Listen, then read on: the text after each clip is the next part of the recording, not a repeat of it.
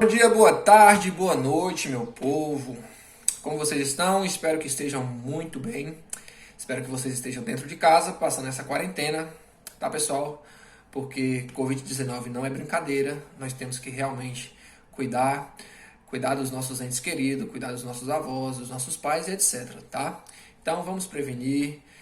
Como forma já de prevenção, o Seduc adotou essa medida aqui das aulas online, tá? Por videoaula, já para vocês não terem um prejuízo muito grande na questão dessa quarentena. Mas sem mais conversinha, sem mais enrola, nós vamos continuar o nosso conteúdo.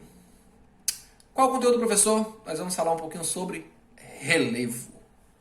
Eita, relevo? O que é relevo? Como é formado? Qual é a sua estrutura? Alguns pontos essenciais, principalmente nas questões das nossas avaliações. Tá, pessoal? Começando para vocês entenderem um pouquinho. Relevo, nós vamos dividir ele em 4 formas, tá? Que são planalto, planícies, depressões e montanhas. Só que aí vem o seguinte: as montanhas em si, nós não vamos dar muita importância, muita ênfase nas montanhas. Porque o nosso livrinho, ele está priorizando o nosso relevo brasileiro. O nosso relevo brasileiro é formado por planalto, planícies e depressões. Nós não temos montanhas aqui no Brasil, ok? Então vamos lá. Professor, o que é relevo? Pessoal, relevo é toda aquela modelagem da superfície terrestre. E essa superfície terrestre pode ser modelada por agentes internos e agentes externos. Como assim, professor? Como pode ser modelado? Vamos pensar comigo. Chuva, vento, sol.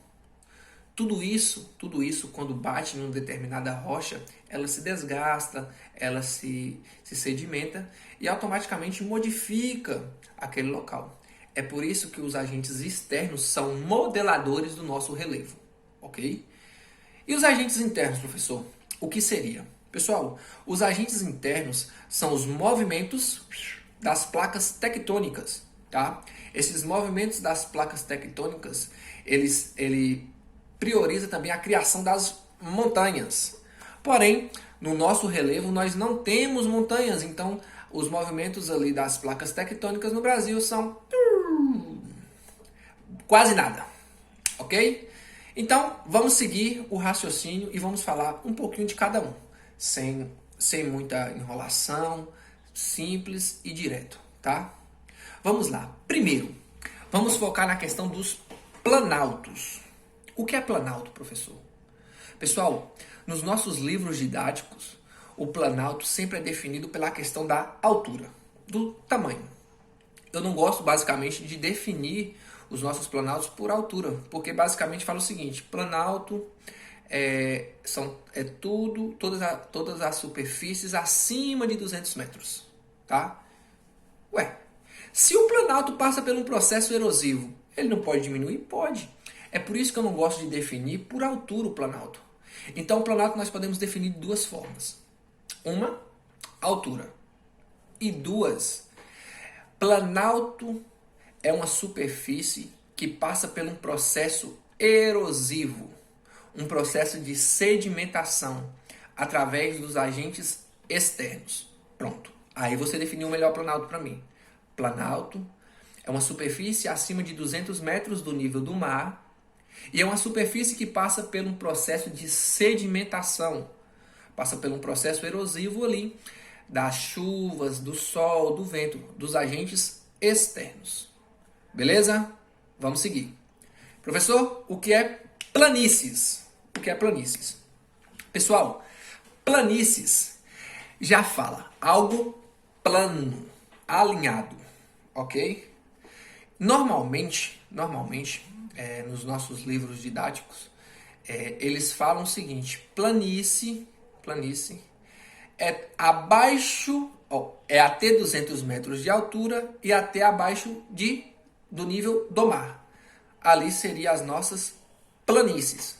Ah, professor, então eu vou definir planície assim. Planície é toda superfície abaixo de 200 metros que podendo chegar até o nível do mar. Não, não, somente isso não. Planície também é aquela que recebe os sedimentos do planalto. Por quê? Se o planalto é maior, mais alto que a planície, os sedimentos vão descer e se acumular ali nas suas planícies. Certo, pessoal? Planícies é um reservatório de sedimentos do planalto. Então, defina a planície.